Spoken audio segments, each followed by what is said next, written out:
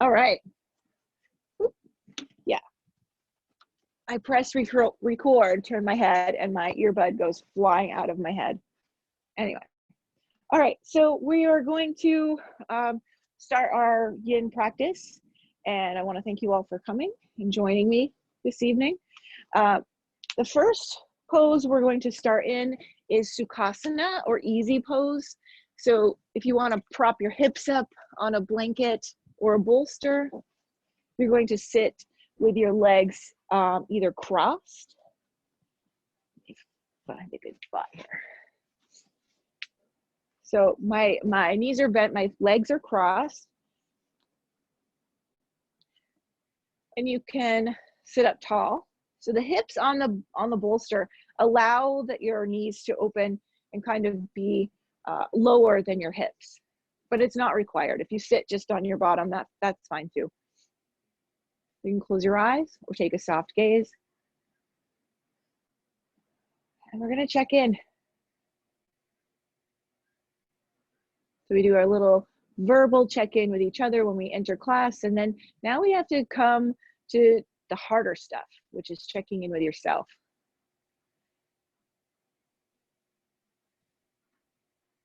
It's easy to operate in the outside of our person. It's very hard to kind of look inside. Not for everybody. I'm sure some people have it much easier than others.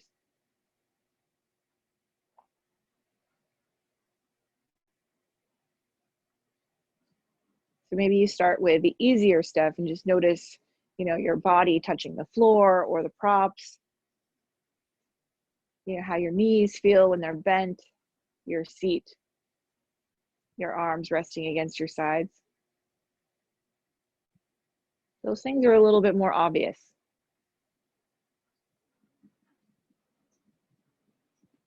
And then maybe you notice, your breath, or maybe some tightness in your chest, or maybe like you don't notice anything in your stomach. Your stomach feels great, or, there's different pieces that we notice, and those are usually the places that speak to us. And usually we notice the negative.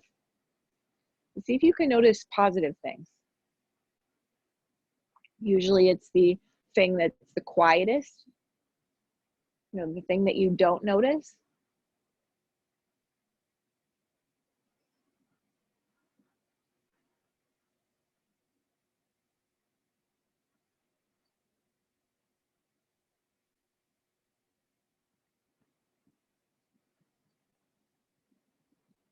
And you can keep your eyes closed, or you can open them if you want.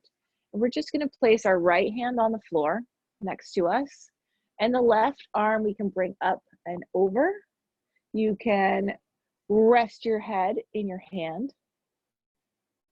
You can have the arms straight. The arms straight is a little bit more active, creates a little bit more engagement in the body. Totally up to you. If you want to kind of prop yourself up on something, you can do that as well. You can even rest your head on your right shoulder. Whatever you want.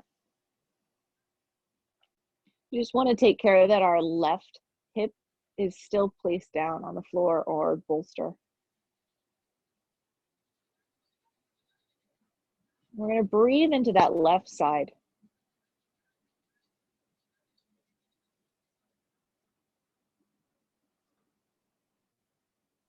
Notice the expansion of the ribs on the inhale.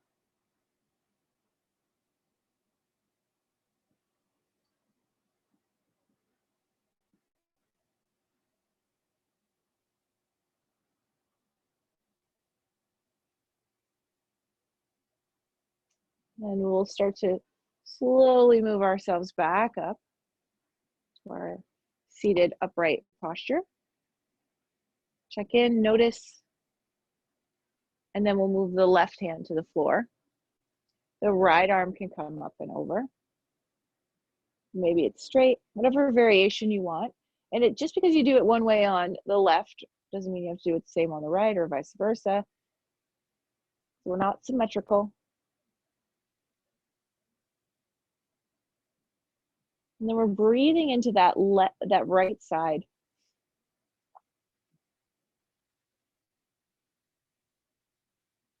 See if you can create space between the ribs on the inhale.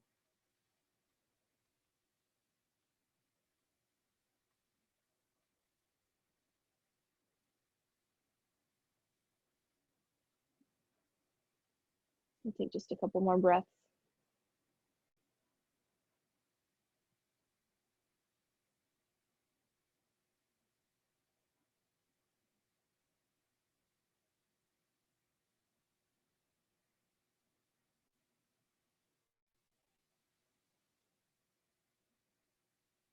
And then we'll move back into our Sukhasana, our center home position here. If your legs are crossed, we'll uncross them and recross them so that the other leg is in front. And we'll take a twist. We're going to twist to the right. So you can place your left hand on your right thigh, and you're just going to roll your right shoulder open towards the back of the room.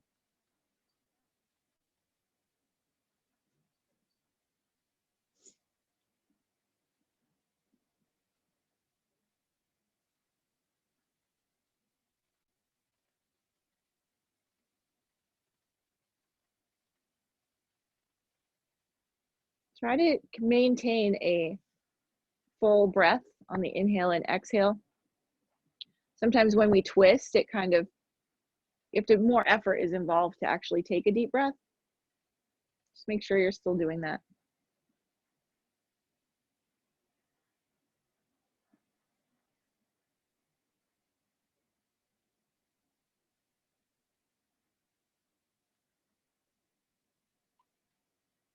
And then we'll untwist. Take a moment to pause.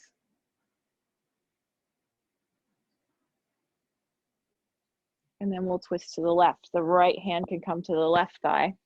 Rolling the left thigh open, rolling the left shoulder open.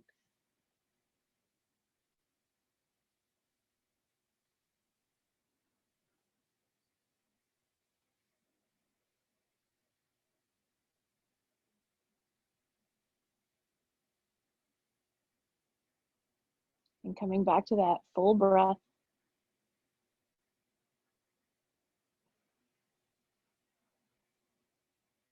Sometimes on the exhale, you can twist a little deeper if that works for you.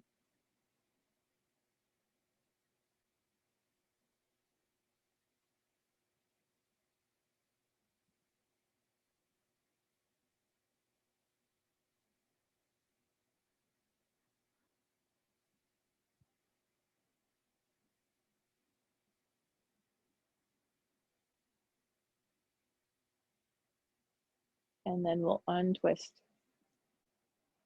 We can move, if you're on a bolster, you're probably going to want to move off of the bolster and maybe just a blanket, folded blanket.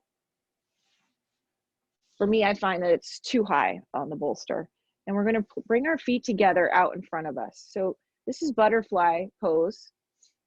And you can have your feet away from you, or you can bring your feet in close to you. And you can even play around, go back and forth, maybe try it this way, see how it feels.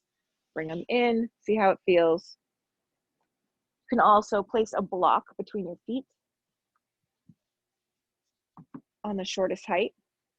That changes things as well. So pick whatever one you want. And you can stay up tall, or you can start to fold forward. If you want to make this a little bit more comfy, you can take your bolster or pillow, press it in your lap and hug it. You can turn it sideways, and so it's pressing into your knees, and then lean over it.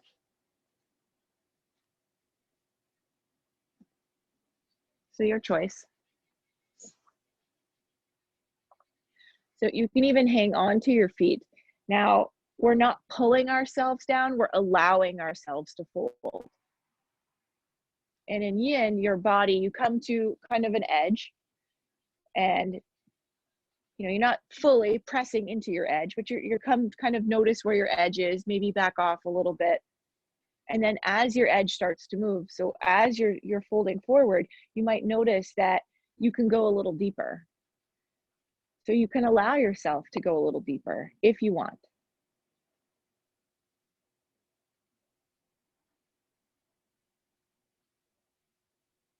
And forward folds are very good for your nervous system. They're grounding, they're kind of introspective.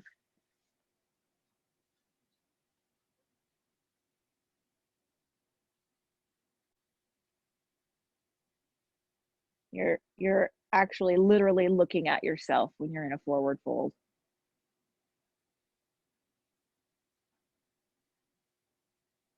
So you can take this time and look inside and think about something that you're grateful for,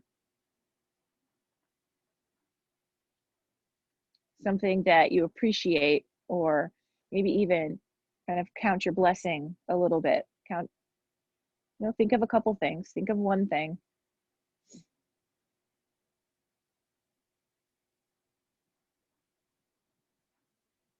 And I want you to picture that blessing, that thing that you're grateful for, or person, or idea that you're grateful for. I want you to picture it as clearly as you possibly can.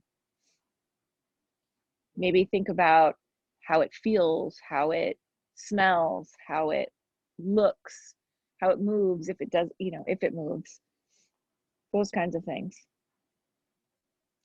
How this thing makes you feel. If it's the roof over your head, picture that roof. Notice the color, things like that.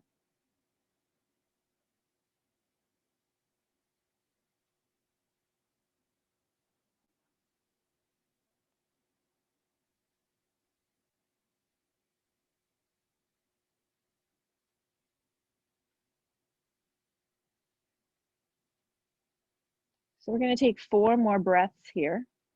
So nice long breaths. If you do Ujjayi breath, you can add that. It's that constriction in the back of the throat, making the breath longer.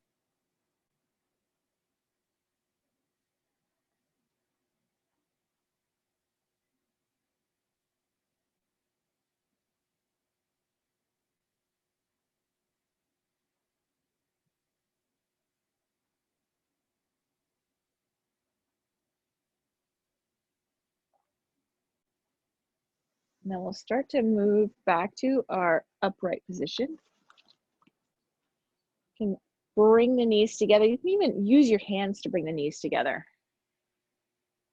You can place your hands behind you, leaning back on your hands, and you can windshield wiper the knees, the legs here. And taking your time, you can even move them together separately.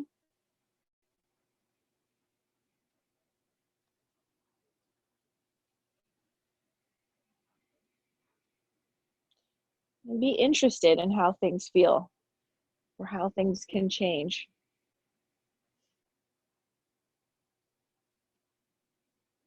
Okay. Even just using your hands to move can change the way something feels. So we'll sit upright. We're going to bring our left leg in front of us like we were sitting in butterfly. And then we're going to bring the right leg back. So this is stag pose, I believe. There's 100 different names for all of these poses, really. So it makes 2 90-degree angles, more or less. Now, if it's more comfortable to keep your heels in towards your body, you can do that. The further your foot is away from your body, though, the more intense it can be, kind of on the hips. It's your choice. So you pick however you want your legs, and you can stay here, stay upright. Another option is to fold forward over your knee or shin. The more intense is towards the foot. Less intense would even be kind of towards the knee. Or you can take a twist here. So you're twisting. So I'm reaching over my left thigh and twisting to the left. If you want, you can bring your cushion.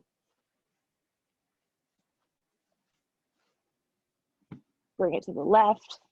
Maybe rest your arms on it.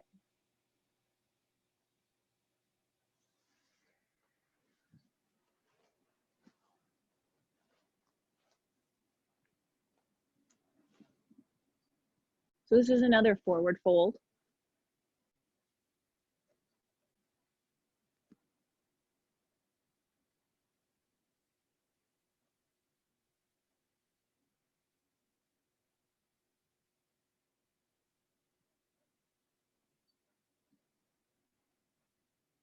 I was listening to a podcast recently, and it was about horse training, of course. And she was talking about how training her own horses and like the mental obstacles you put in your own way. And she talked about, you know, getting to the bottom of those mental obstacles. Like where are they coming from? What is actually being, you know, if you say, oh, I just don't have enough time, you know, and maybe it's not about horse training. Maybe it's about having a yoga practice. Maybe it's just about, you know, reading more. And then kind of breaking it down. What are you afraid of? What's really bothering you?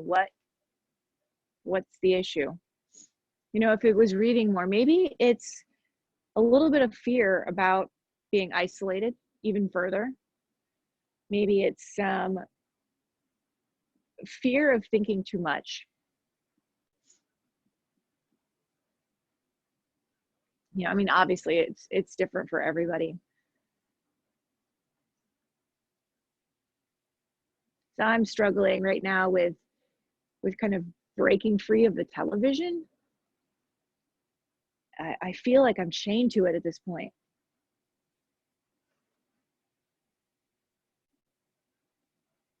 I have loads and loads of laundry to put away, and I don't even know where my afternoon went. I'll tell you where my laundry went, nowhere. Okay, we'll start to come back up. You can lean back. You'll bring that right leg forward. Again, with your hands behind you, you can open up to the heart. You can, you know, squeezing your shoulder blades together. You can windshield wiper the legs.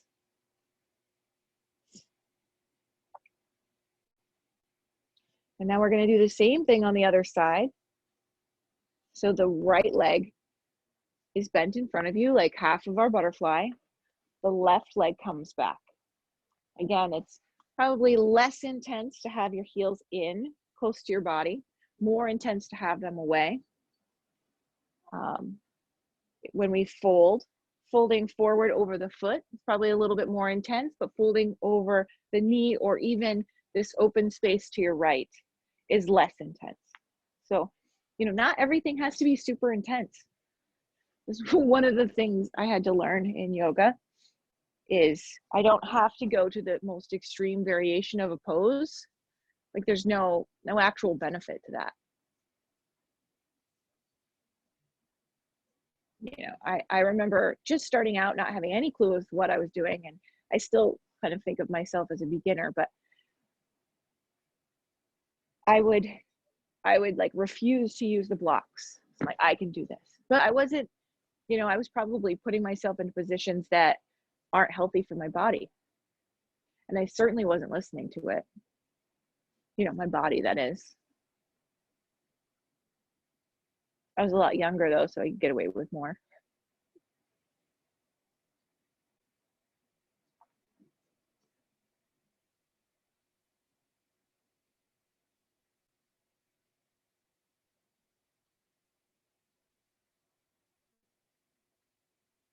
So going back to those things that you're, maybe things that are stopping you,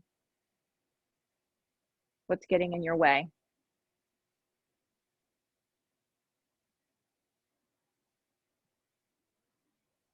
What does it all boil down to?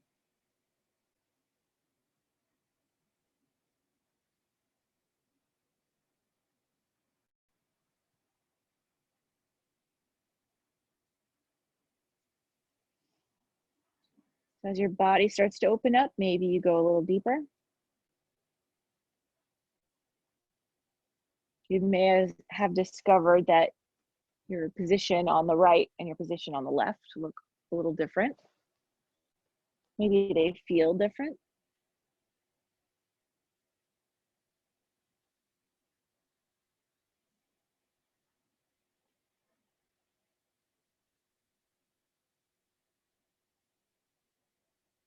And in these poses, these postures, and these movements, uncomfortable is okay. Dull achiness is okay. Sharp burning pain is not okay.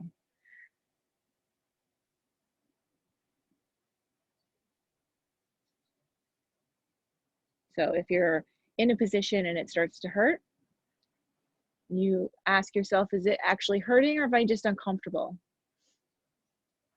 If it's hurting, move, come out a little while, go back in if you want.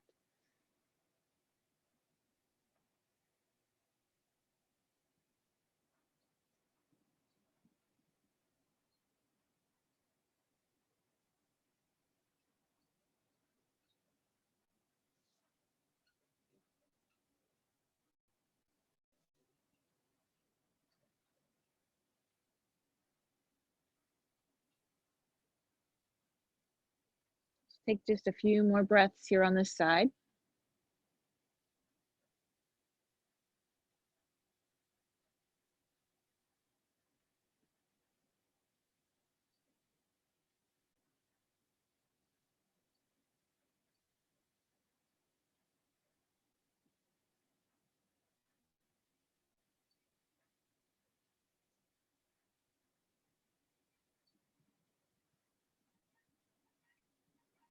And then we'll start to come back up. We're going to swing the left leg around and in front. And again, hands behind ourselves. Windshield wipering the legs.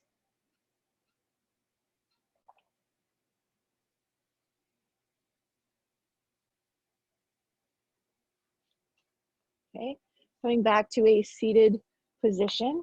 And you can have your hips up on a blanket, a folded blanket. I'm going to take the legs wide as you can.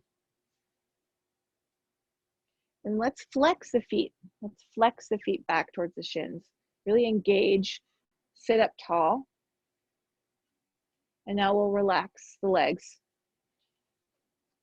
So we're going to take a dragonfly twist here. So this is dragonfly in yin.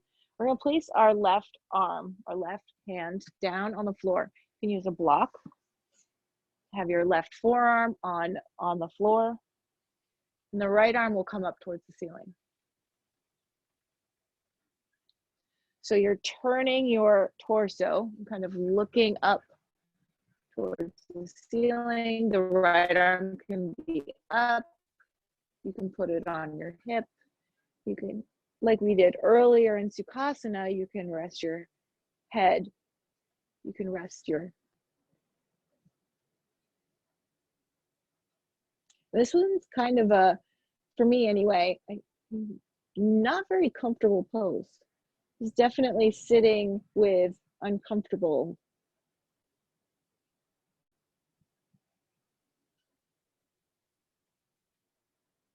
So if it's uncomfortable but not painful, see if you can sit here and be in the pose.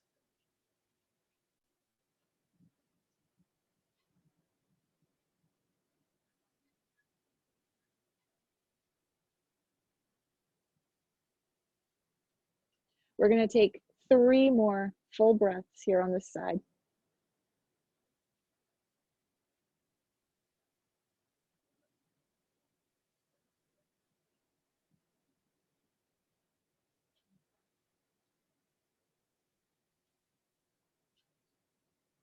And then we'll start to come up. Sitting back up in the center here, straight back. We're going to turn to face the left leg. So here, we're going to start to fold forward. Now, I'm not very flexible. This is a hamstring kind of stretch. This is not my forte for flexibility. Some people can place their forehead down on their shin. I'm definitely not one of those people. So what I'm going to do is I'm going to take my pillow. I'm going to either set it on my foot or hug it in by my knee and fold forward like this. So, and I don't mind if your feet are kind of falling in or out. They don't have to be flexed. You can just kind of relax them where they are.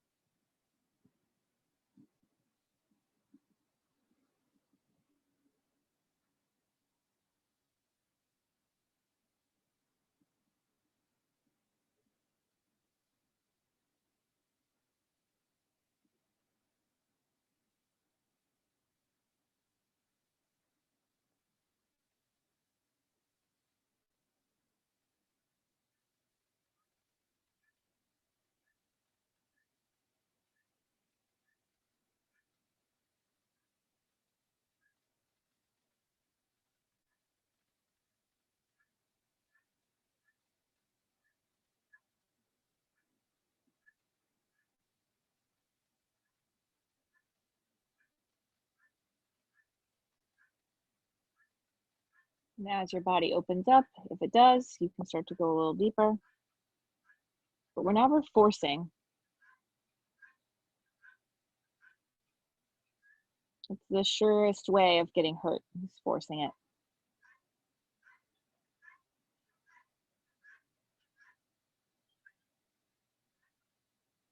You know, if you notice that, okay, you know, maybe I've gone a little too far, you can come up.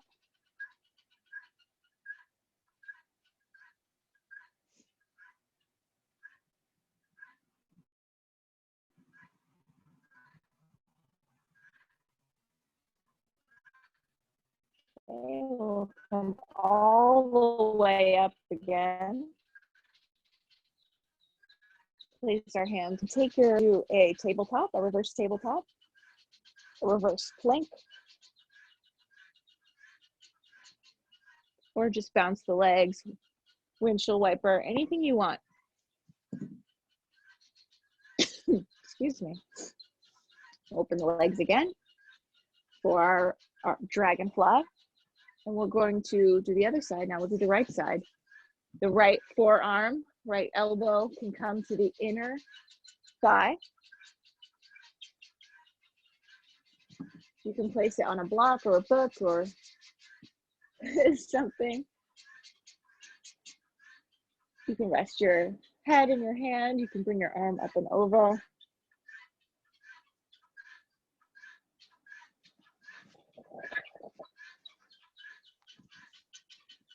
The guineas are directly out back this door now. And I swear they hear my voice and they just decide that they really have a lot to say to me.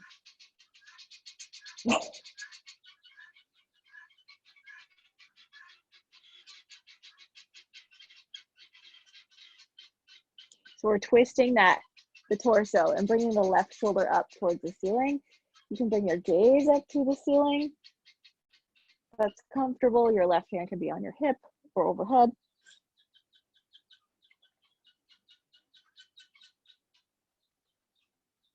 This was one of the poses that, and it was on this side, that I've hurt myself by forcing. You know, I had my arm overhead and I'm like, well, look how, I was much closer than I am right now. Look how close I am. I can just reach my foot. I did it and I felt a pop and I hurt for several days. Could barely walk up the steps to come back in the house.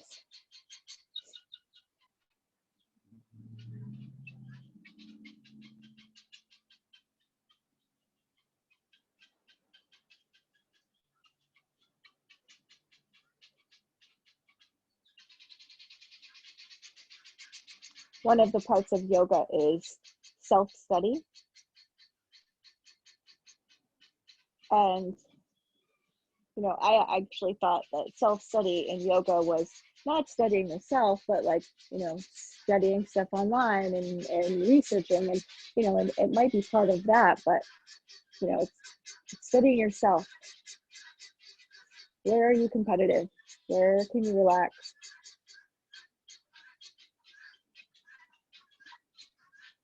Take just a few more breaths here on this side.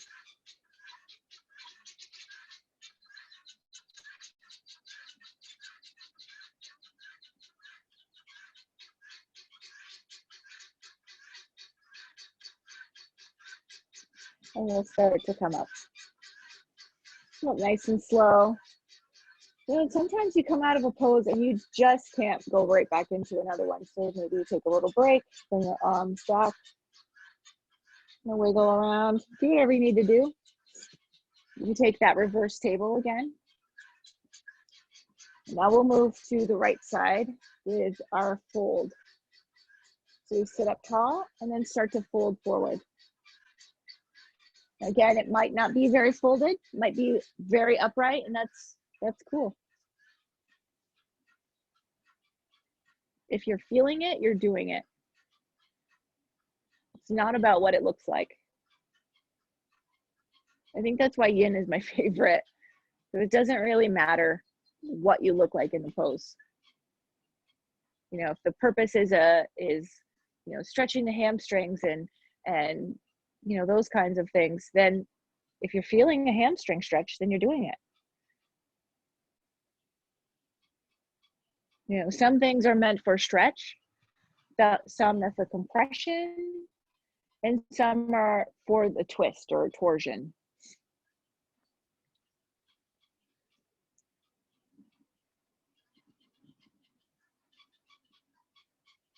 And all of the physical parts of yoga are meant to set us up for meditation, which is kind of the ultimate, you know, it's so we can actually physically sit and practice meditation.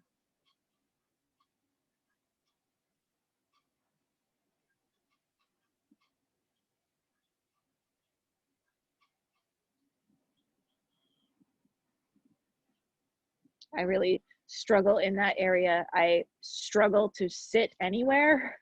I like to either be standing or lying down or riding a horse, you know, that doesn't count. So for me, my meditation, I struggle with being seated in meditation. So often I'll lay down. Some people say, you know, it's not good to do it lying down because you could fall asleep. That's not what happens to me. And honestly, I would welcome that. If I could fall asleep from meditating lying down, I would meditate every single night.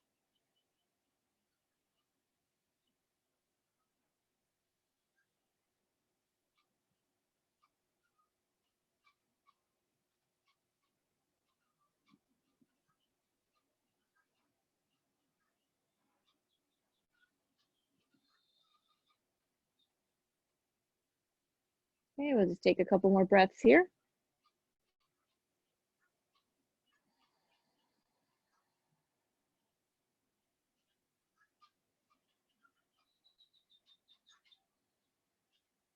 We'll come all the way back up and do the reverse table, the reverse plank. You know, wiggle around.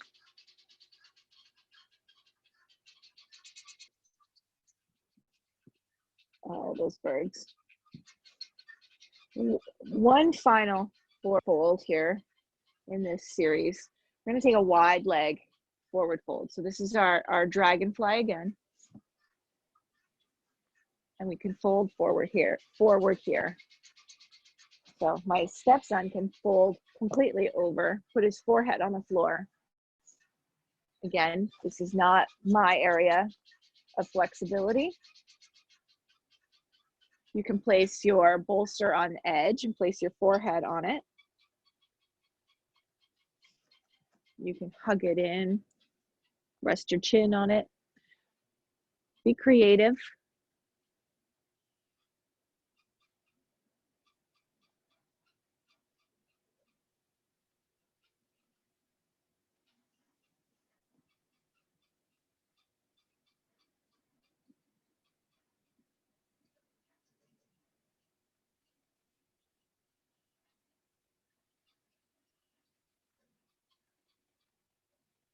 And if you need to bend your knees during this, you can as well.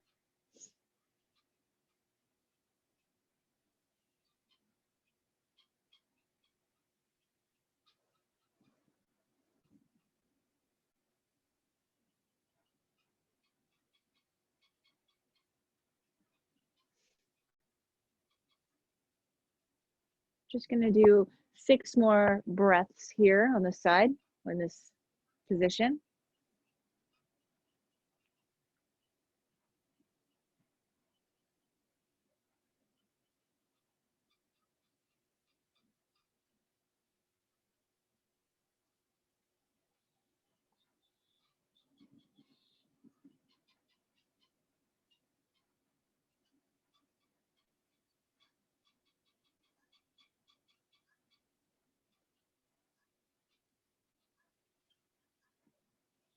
And we'll start to come back up. You take any kind of counter pose that makes sense to you. You know, bend the knees, do your reverse tabletop, your reverse plank. Run outside, scare a guinea away. Okay, we're going to move on to our bellies now. Those Sphinx. So decide which way I want to go here. I'm gonna go this way.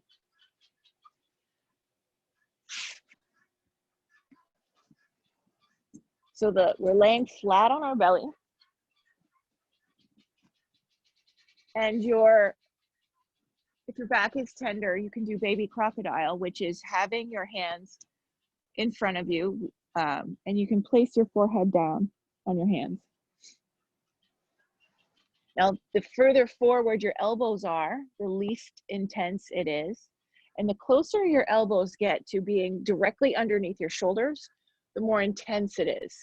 Now, bringing your shoulder or your elbows back behind your shoulders creates more of a cobra type feeling, and there's a little bit more effort involved to stay here. So if you can get your elbows directly underneath your shoulders or in front of your shoulders, that would be great.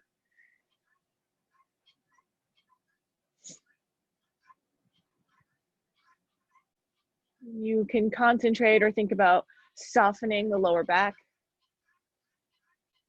You can focus on your breath and your belly pressing into the floor on the inhale.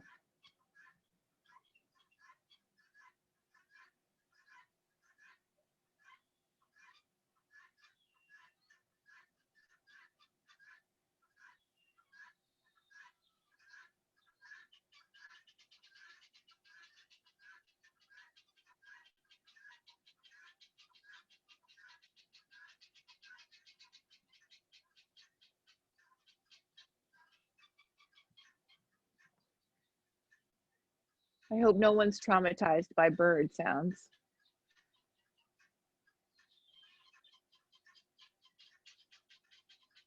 Usually the rain and the wind will deter them from hanging out next to the shed here, but apparently not today.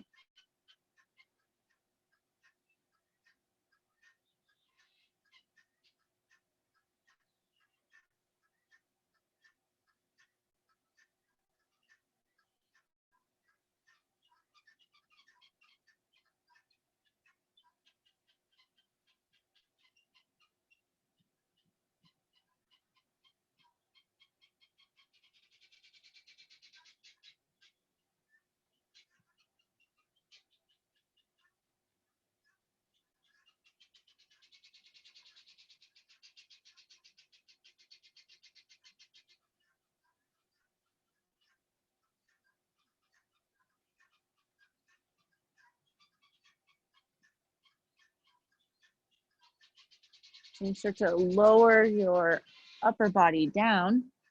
You can rest your head in your hands. We're going to bring the right leg up alongside the body.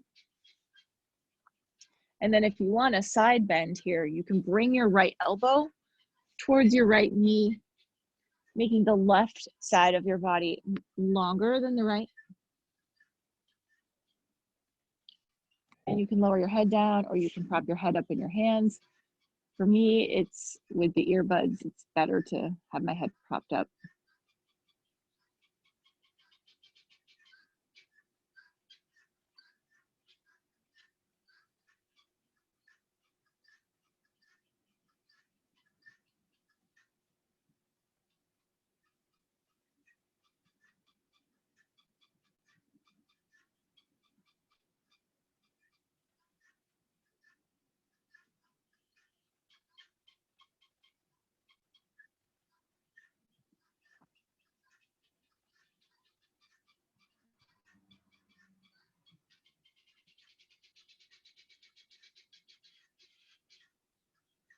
So this sequence that we're doing is kind of inspired by a Bernie Clark sequence.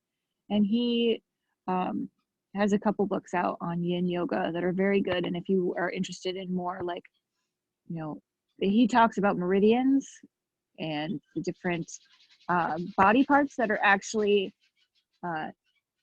influenced or affected by these poses.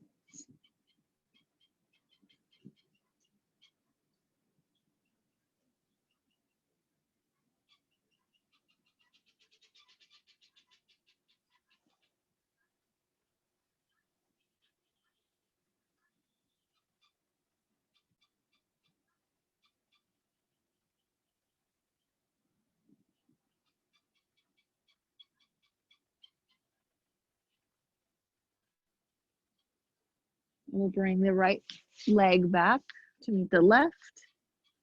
Move our upper body back to the center. And so we're going to do the same pose, but we can maybe intensify it.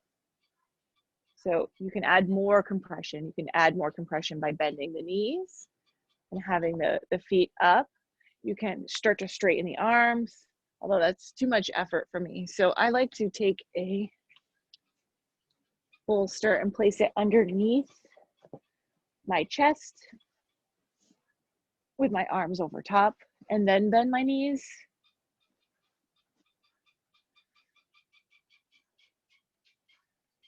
I kind of like the most supported, less effort type poses.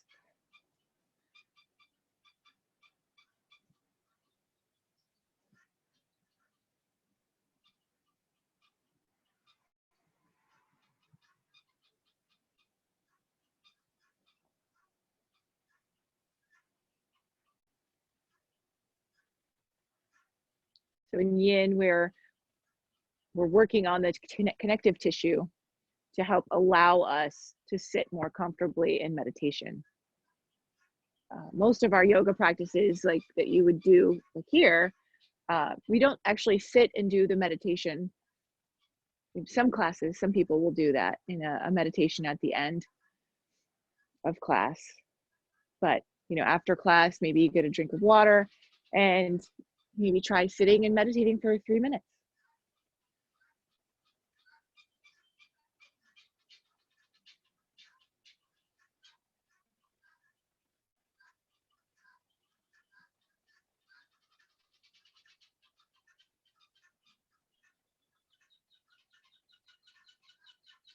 You know, there's a lot of places, I guess, like Headspace and different apps are giving away free meditations. Insight Timer, Calm, I think is, especially now during this time.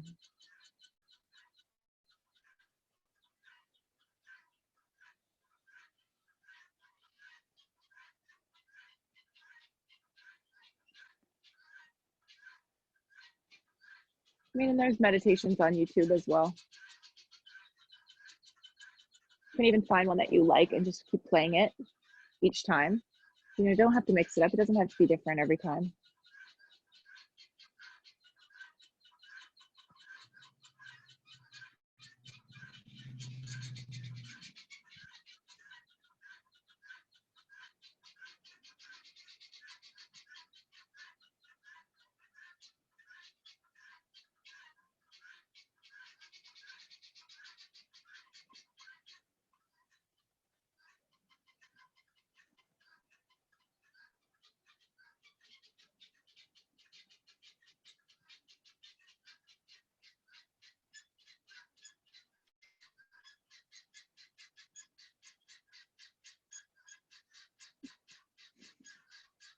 We're just gonna take a few more breaths here in this position.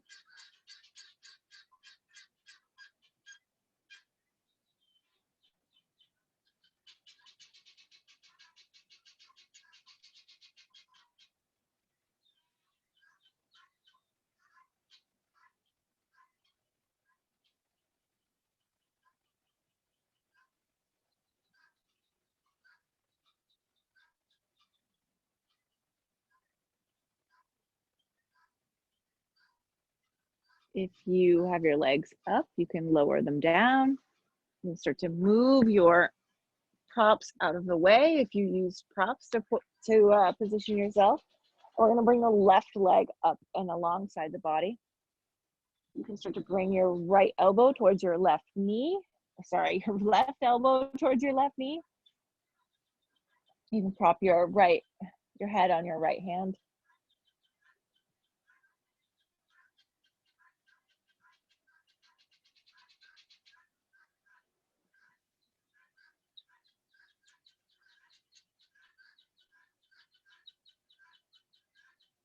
So we're lengthening the right side of the body here if you choose to take the side bend.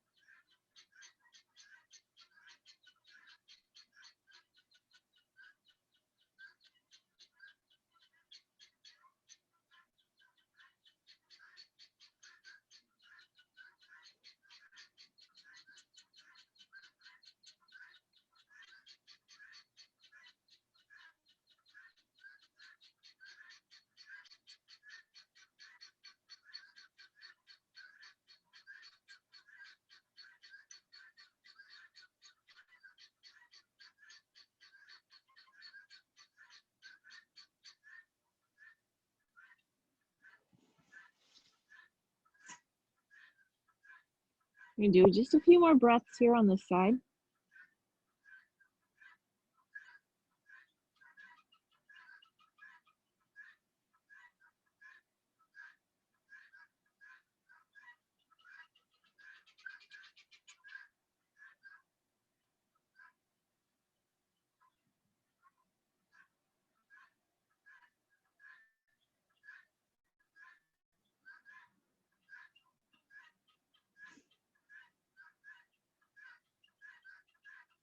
And we'll bring the left leg back to meet the right.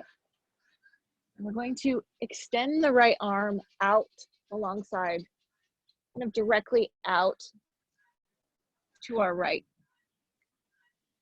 So if you're looking down at your right thumb, it should actually be below your shoulder. So maybe a couple inches below your shoulder.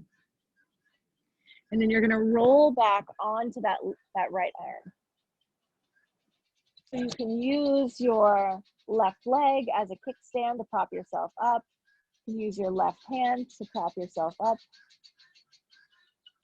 Now, if that's easy and you want to rest your head down and take your left arm behind your back, you can do that. You're still just opening the left shoulder. We're opening the right shoulder on the floor. If you want more intensity, you can take your right arm and bend it 90 degrees and then roll back. I can't. Some days I can. Today is not that day.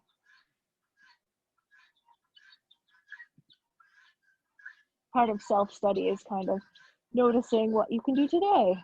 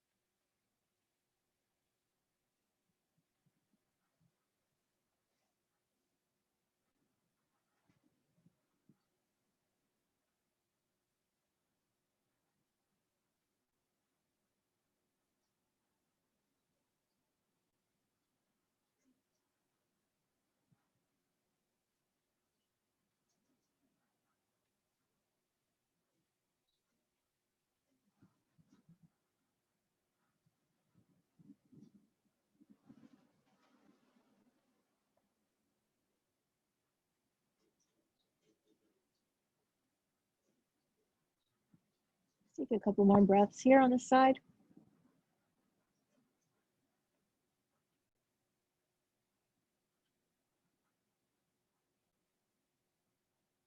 And then we'll roll back onto our bellies.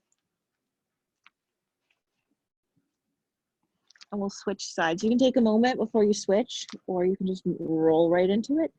The left hand is outstretched to the left. The left thumb is just slightly below the shoulder. And then pushing with the right hand, you know, roll back onto that left arm. I'm gonna take my right leg and place it behind. Place my head on the floor or a blanket or pillow. Rolling that right shoulder open towards the ceiling. I'm gonna turn another way here.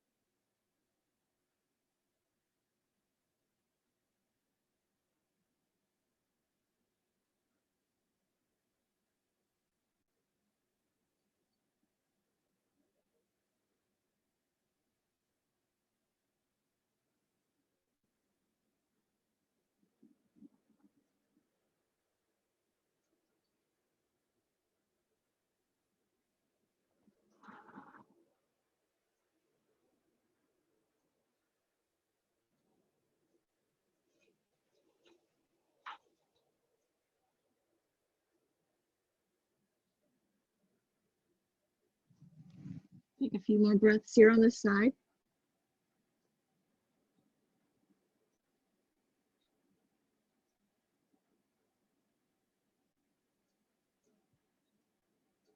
The wind has finally scared the birds away.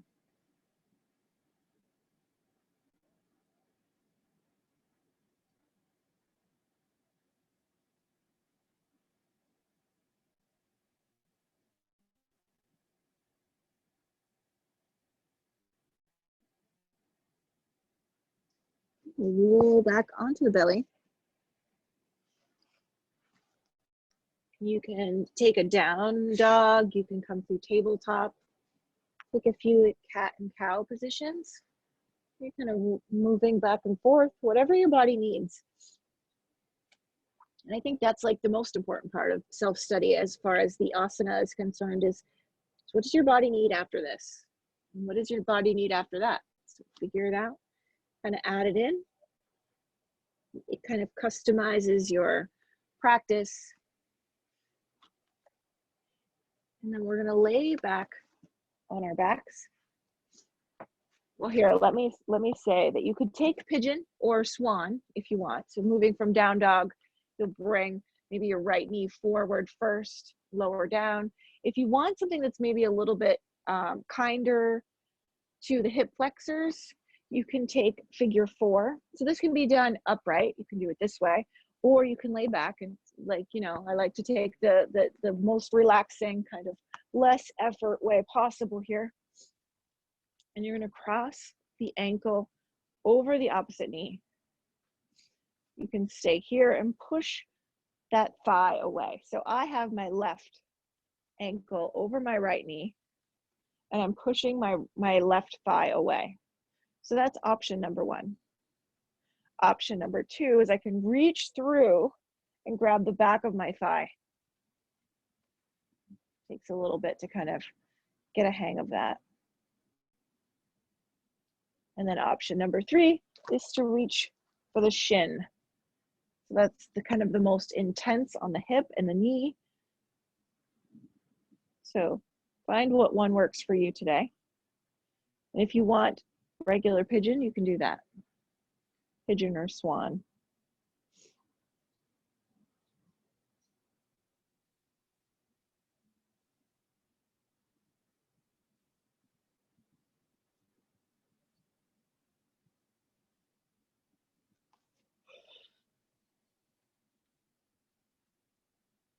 Pigeon can be one of those ones where you can easily overstretch the hip flexors.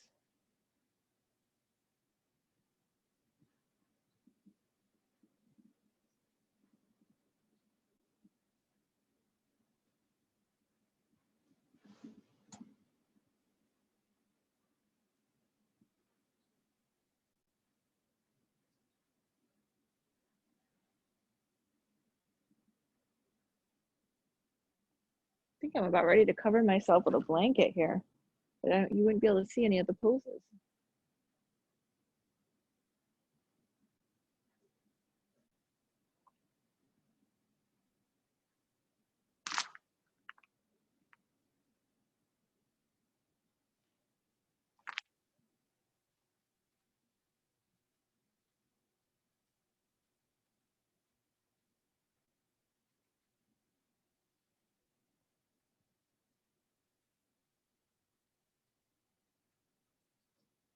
See if you can maintain the full breath in this posture. We're kind of release the jaw, relax the face.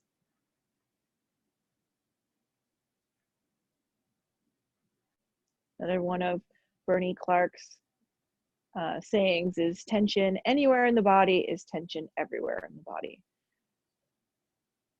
So your first inclination that maybe you've gone too far might be that you're clenching your jaw or that you're hugging your shoulders in towards your ears. You know, what's your tell? Mine used to be the thighs or the glutes. I would kind of keep them contracted all the time. And now it seems to have moved to my jaw. So my jaw is the first place where I notice that I'm clenching. So wherever that spot may be, see if you can get it to soften. Send your awareness to that spot.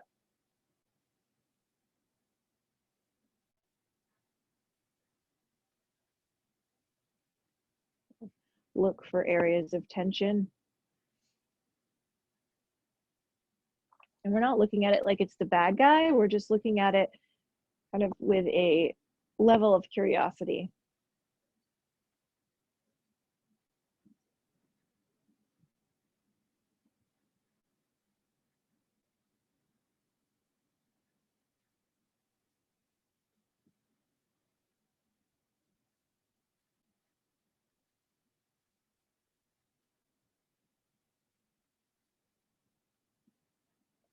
So if you are in a regular pigeon or swan pose, you can go back into a downward facing dog. You can take child's pose, you can do anything like that. If you are on your back, taking a figure 4 variation, you uncross the legs, you can windshield wiper, you can hug the knees into the chest. And eventually we're going to make our way onto the other side. So if you're in down dog, you're going to bring your opposite knee up and forward towards the wrist and lower down for swan. If you're taking a figure 4 variation, you know, maybe you do the same variation as you did on the first side, or maybe you do a different variation. Not the body doesn't always work out to do exactly the same thing on both sides.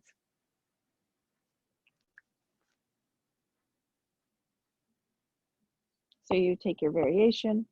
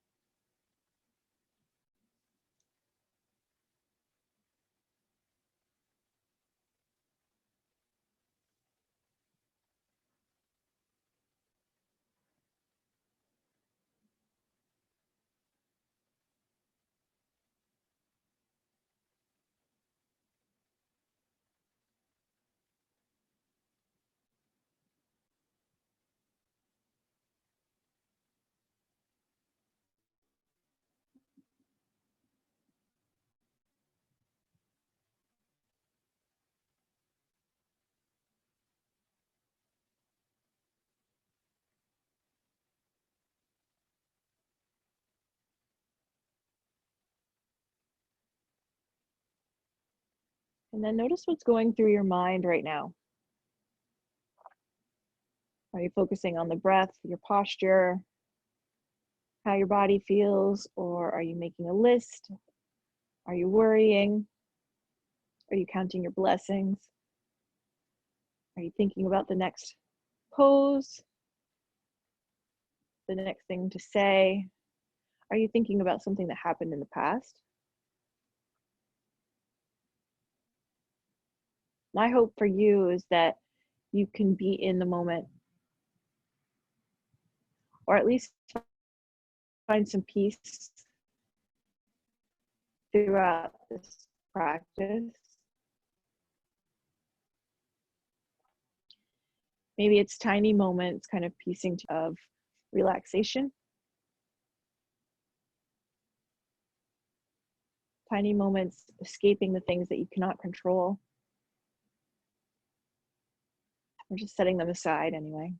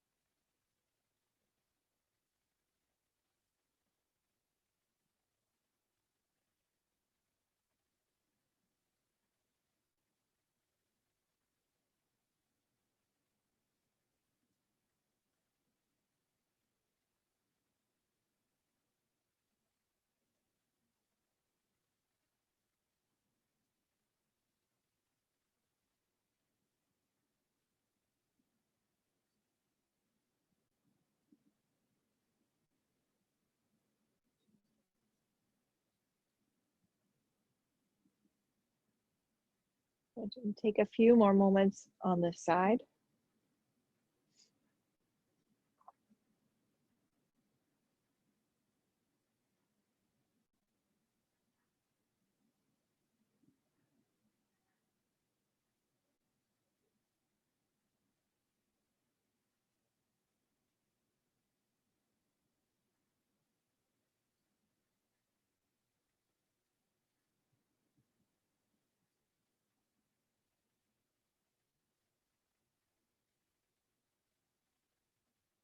Now, if you are in pigeon or swan, you can move back into down dog or child's pose, whatever you need.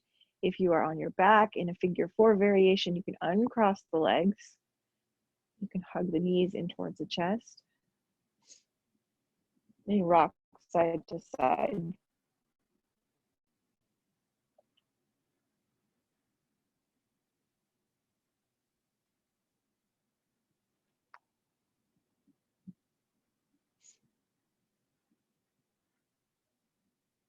So if you are in child's pose, you can roll over onto your back. If you are already on your back, you can place the feet together and the knees wide. And I recommend putting blocks or something underneath your knees if to help you kind of relax a little bit more. And then your arms are going to go overhead. So if your shoulders are really tight, I recommend placing a blanket or big folded up blanket or a pillow over top of your head, not over your head, not like on your face, but kind of above your head. And place your arms on the bolster or blanket or pillow, whatever you're using.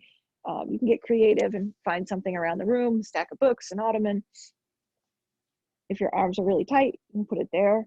If your arms are a little bit less tight, maybe you rest your arms on the floor.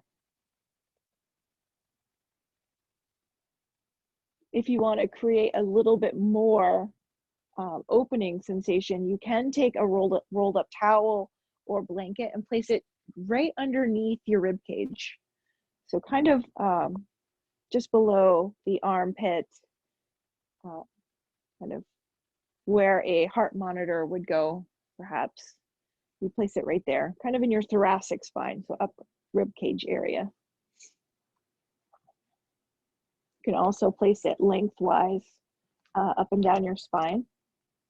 We have another yoga mat that actually works well. You can roll that up and place that directly beneath your spine.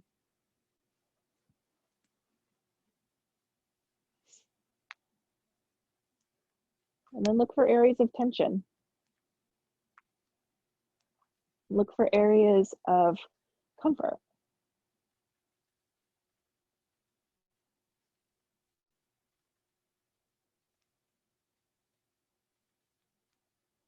It's kind of amazing how comfort and tension can kind of exist in the same body.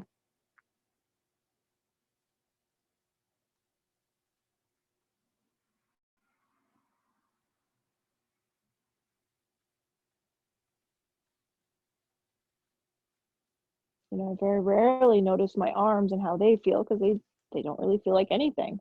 From my knees and my hips and my legs, they demand a lot more attention. And see if you can appreciate all of it.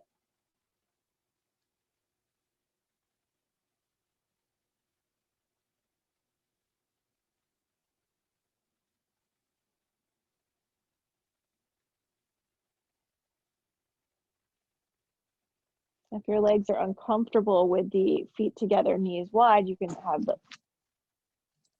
the legs out straight or any kind of leg variation.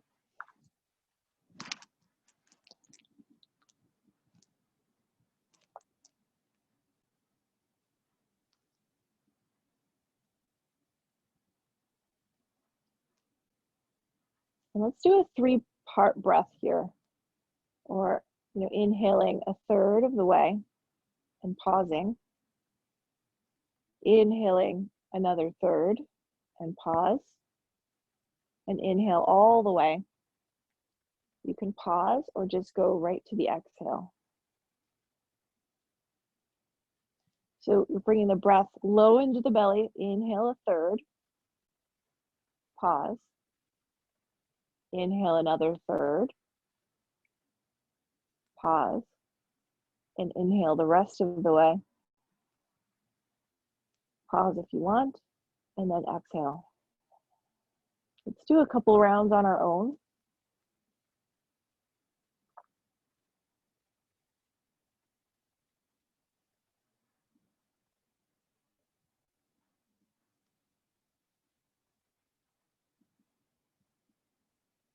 And the pauses can be longer or shorter.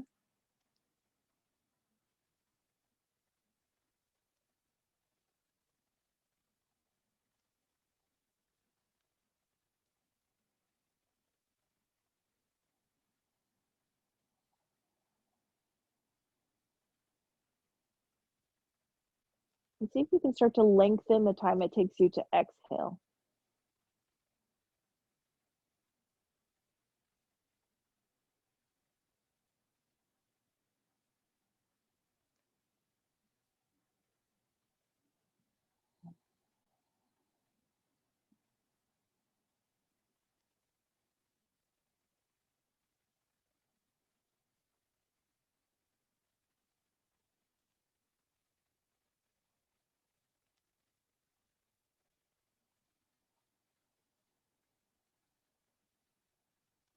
We'll take 2 more rounds together here.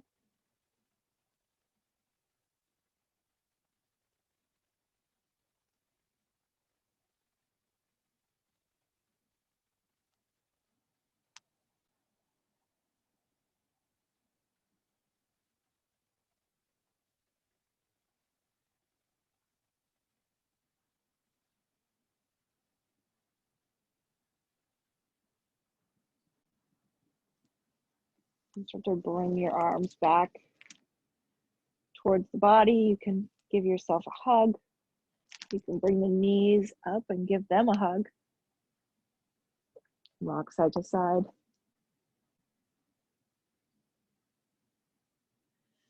We're going to set the feet on the floor. The knees are bent. We'll pick up the hips, bring them to the left side of your mat, and let your knees fall to the right. So this is a twist. Your hips should be stacked more or less, and your shoulders on the floor. Now, if this is not working, you can place a block underneath your knees or under your left shoulder. Keep yourself supported.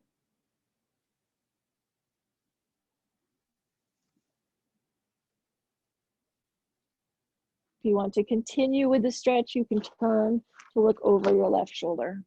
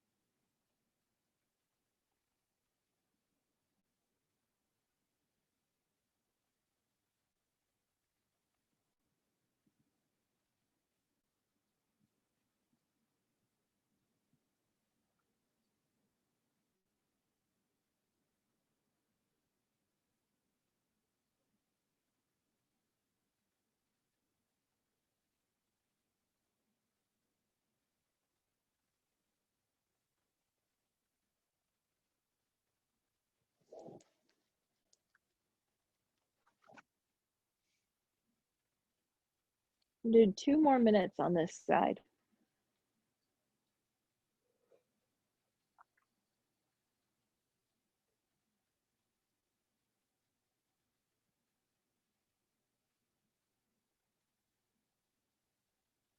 If you want to add more intensity, you can cross the legs.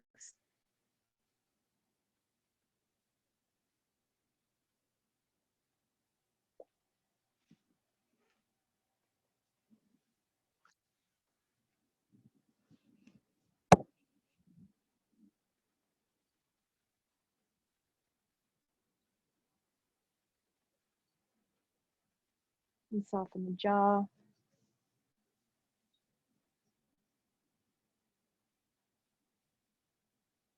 Come back to your full breath.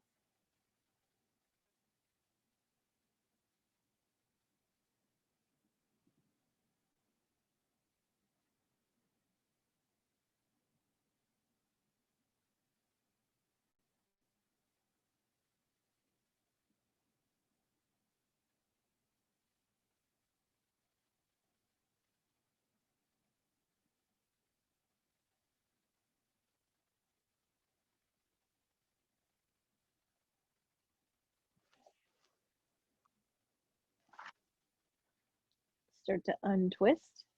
If your legs are crossed, you'll uncross them. Bring your hips back to the center, and you can hug your knees in towards the chest. Rock side to side.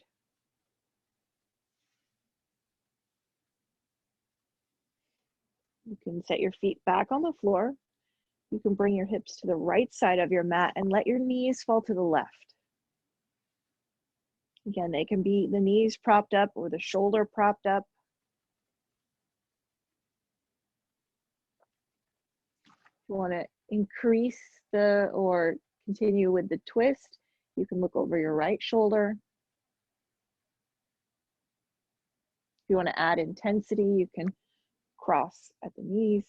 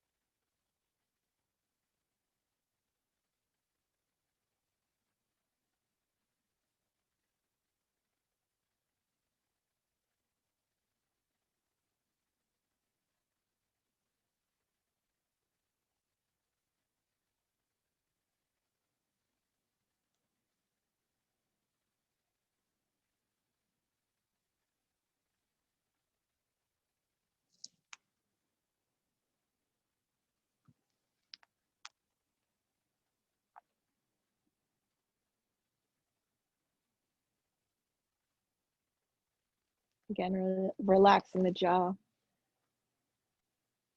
coming back to the full breath.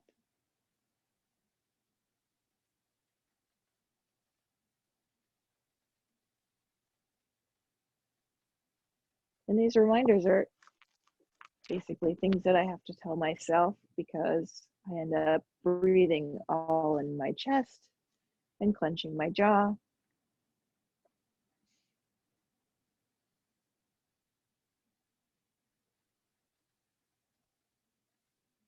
So it's a constant process.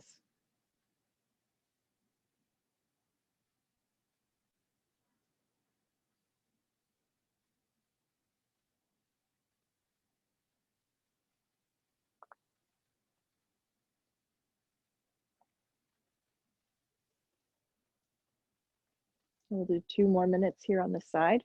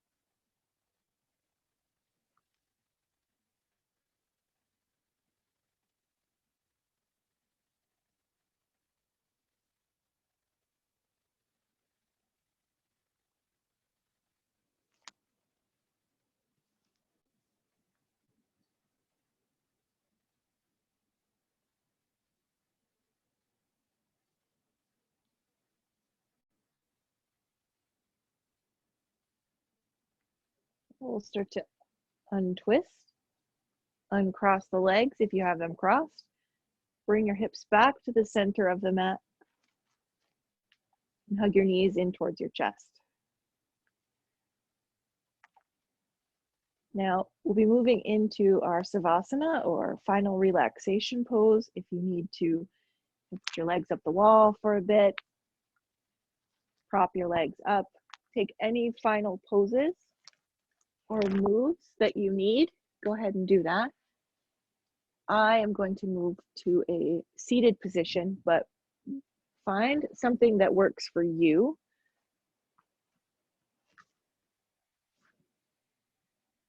As a resting pose.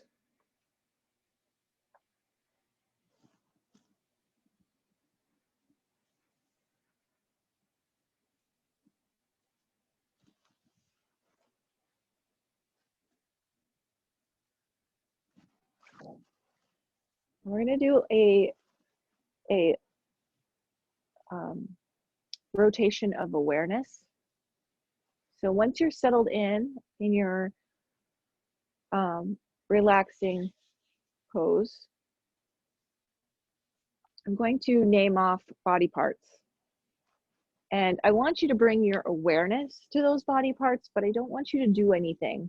I don't want you to flex or contract or do anything like that. I just want you to bring your awareness to those spots, to those parts that I mentioned.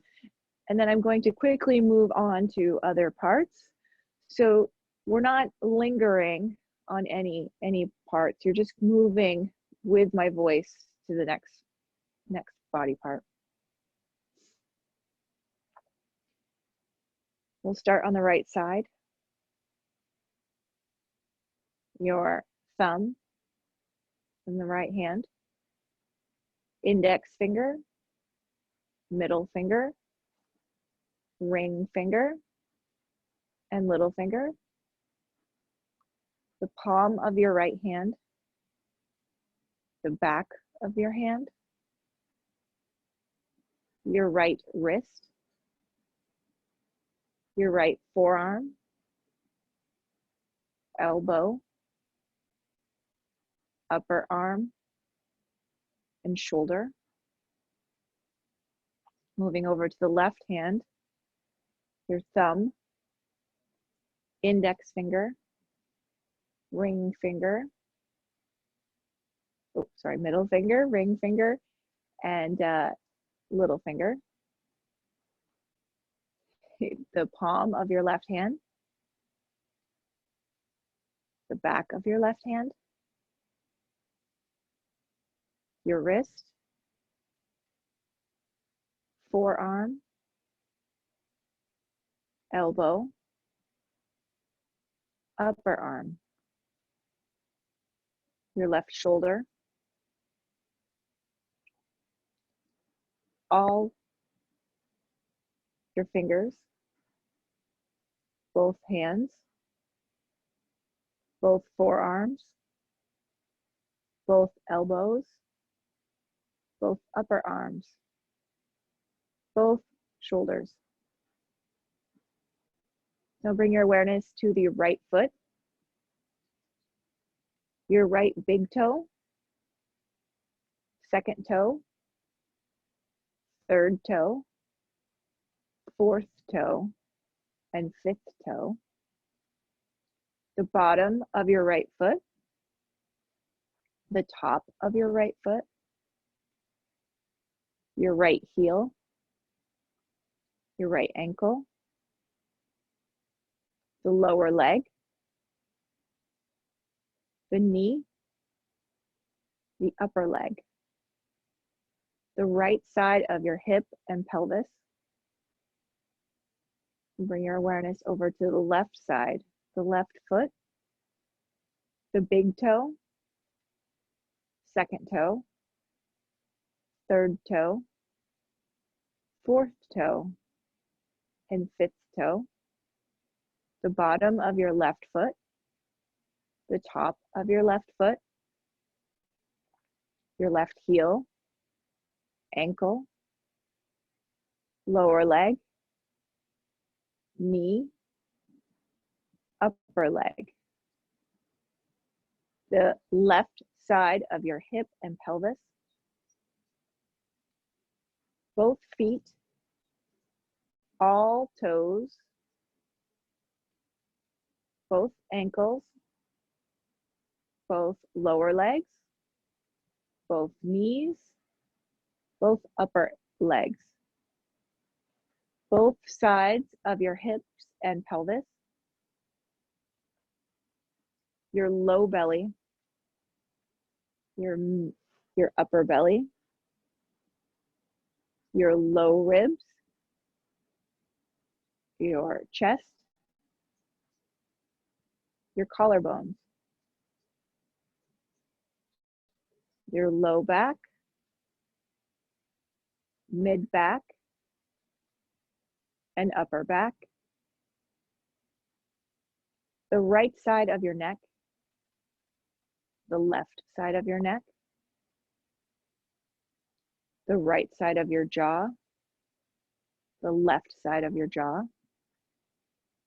your right ear, your left ear, your right eye, your left eye, right eyebrow, left eyebrow, bottom lip, top lip, bottom row of teeth,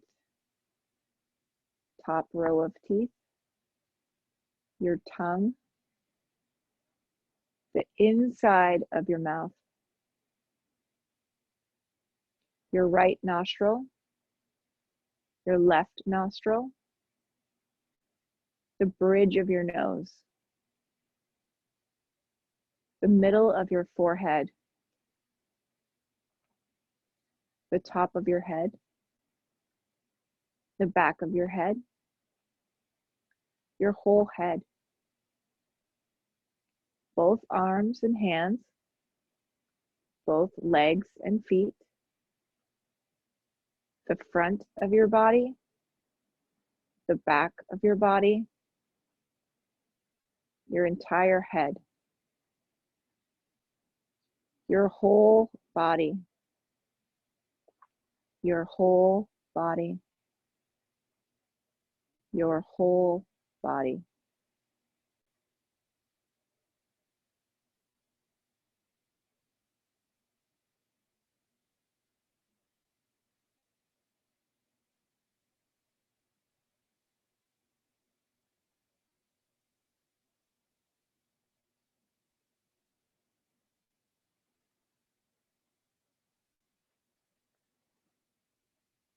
Allow yourself, your whole body to become heavy.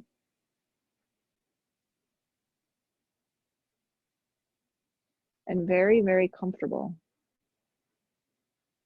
Imagine yourself the most relaxed that you've ever been.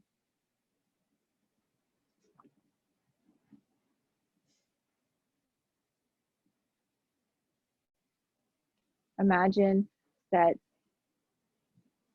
you are feeling good inside and out.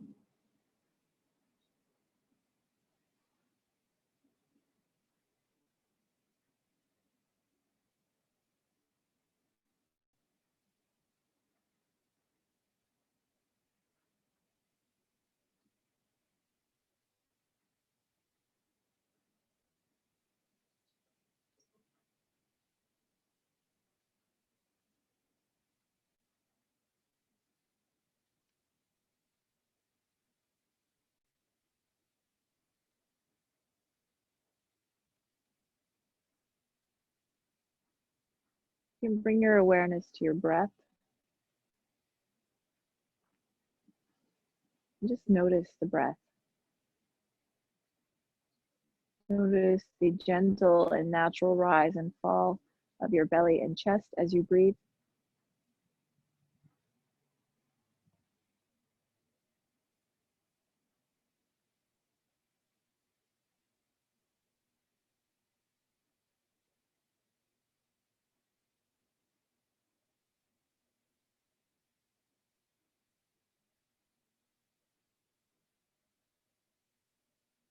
You can start to lengthen and deepen the breath. Waking up the torso and diaphragm as we breathe.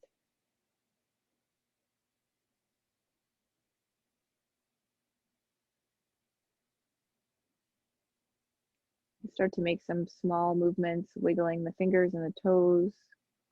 You can spread the fingers and toes wide. Relax. And start to gently rock the head side to side.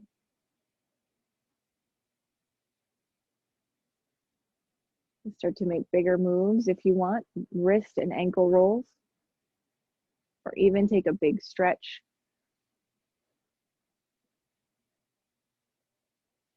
On the next couple breaths, you can roll over to one side. And kind of allowing your head to come up last, you're going to push yourself up to a seated position.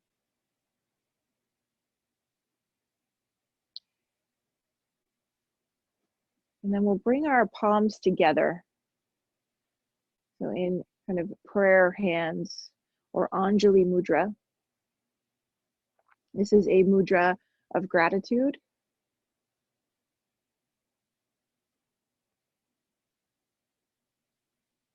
And we can think of something that we're grateful for.